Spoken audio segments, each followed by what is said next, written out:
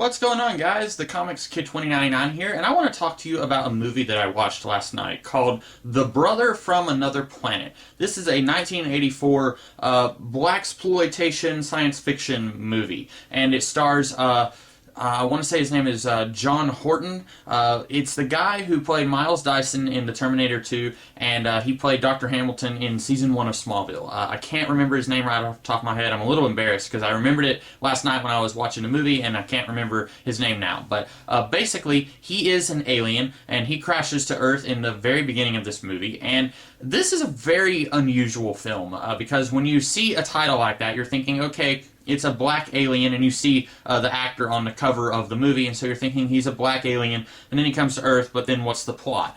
There's very little plot to this movie, but that didn't bother me because I really enjoyed this film. Basically, this is probably the most low-budget science fiction film that you've ever seen in your life because there's really no special effects. The beginning of the movie, when we have the spaceship crashing, we get to see this guy in a spacesuit in a very small cockpit, and it could be any cockpit from any spaceship, and then we see this flash of light hit the ground. We don't really get to see a high-budget explosive spaceship crash. He comes out of the water after his ship crashes, and then the rest of the movie is this alien kind of getting to know planet Earth, and we don't get to know a whole lot about what he was before he comes to planet Earth. It's pretty strongly hinted that he's a fugitive from a corrupt government system, because later on in the movie there are these two other aliens who are chasing him down, and they're portrayed as being bad guys, but even then, we don't really know what their motivation is beyond capturing this alien who is the star of this movie. But basically, like I said, there's not a lot of plot to this movie. It's mostly this alien encountering different human beings, and then we kind of get to see their story from their words and their actions. There are these guys who are at a bar, one guy who works at the bar and then several regulars, and he kind of interacts with them quite a bit throughout the movie, and then we kind of get to see what their life is like just by them talking. And every time you get people talking to each other in this movie, it is some of the most authentic sounding dialogue that I've ever seen in a movie. It doesn't seem scripted, it doesn't seem rehearsed, it just seems like people talking, and it's really incredible getting to know these characters who aren't even main characters. Most of them, a lot of them, you only get to know their first name, you don't get to know a whole lot about them, but they feel like real characters. And a lot of that is probably helped by the fact that the main character, played by Miles Dyson, he doesn't actually speak in the entire movie. So he is going around just kind of interacting with these people, and they kind of, every time he shows up and starts, sitting next to someone, or they start talking to him, they just unload on him, not in a bad way. They just kind of start telling him all this stuff, and you get to know all of these characters through these interactions. I hesitate to call them interactions because he's not doing as much interacting as they are. But even though he doesn't actually speak in the entire movie, he's doing a really good job here. For the first roughly third of the movie, he's basically just kind of very curious, a little naive, but also very cautious. He's not doing much more than that. But as we get further and further into the movie, he does a really good job displaying the full range of emotions. At one point, he's doing menacing, and it's really kind of terrifying, a very creepy scene. And at one point, he is overjoyed to see this woman and get to talk to her. And he's doing a really good job playing all these different emotions without actually getting to speak. That would be a lot harder than it sounds. Being an actor in a movie and not being able to talk, just having to act without words, that would be a very tough thing to pull off, and this guy does it really well. In fact, watching this movie, I was kind of disappointed that this guy hasn't been a leading man in more things.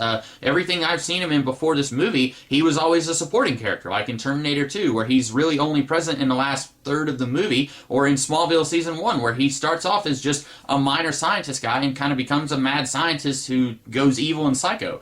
He doesn't ever really get to be in the center stage and kind of take up the limelight, and he does here, even though he doesn't actually have any lines of dialogue. And I was really impressed with his acting here.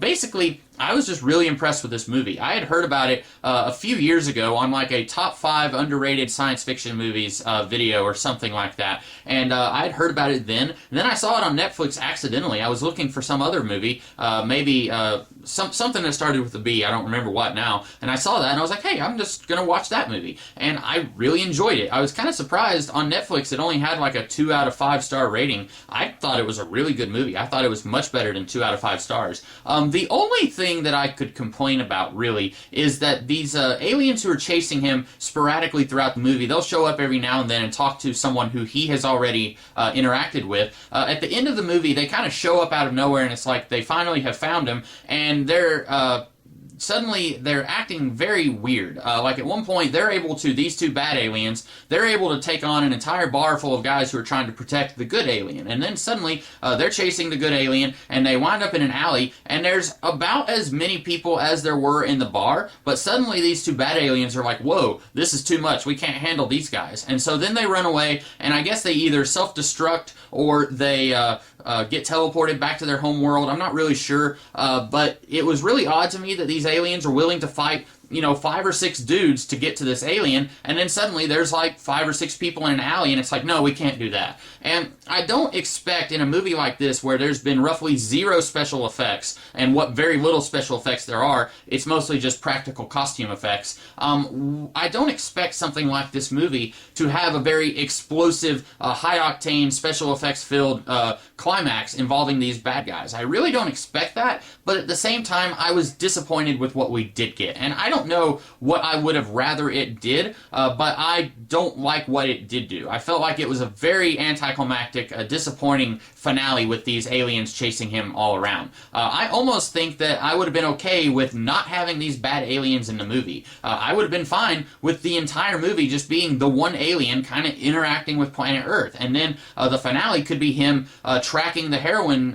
trade that's been going on in Harlem, and he's kind of trying to find who's responsible for bringing all of those drugs into Harlem. That was a very intense moment in the movie, and it's treated as almost secondary to the aliens finding him and trying to capture him. I would have put that ahead of the alien thing. I would have just, if it was me, I would have gotten rid of the aliens, the bad aliens, from this movie, and just had it be about the good alien and his interactions on Earth. But really, that's a very minor complaint, because it takes up less than 5 minutes of almost a 2-hour movie. I personally really enjoyed this movie. I highly recommend it. If you're looking for a science fiction story that's not a heavy emphasis on the science fiction stuff. It's a science fiction story that uses the science fiction to tell a very human story. That's what this movie is. If you're looking for something like that, if that's the kind of movie that you like, I would highly recommend The Brother from Another Planet.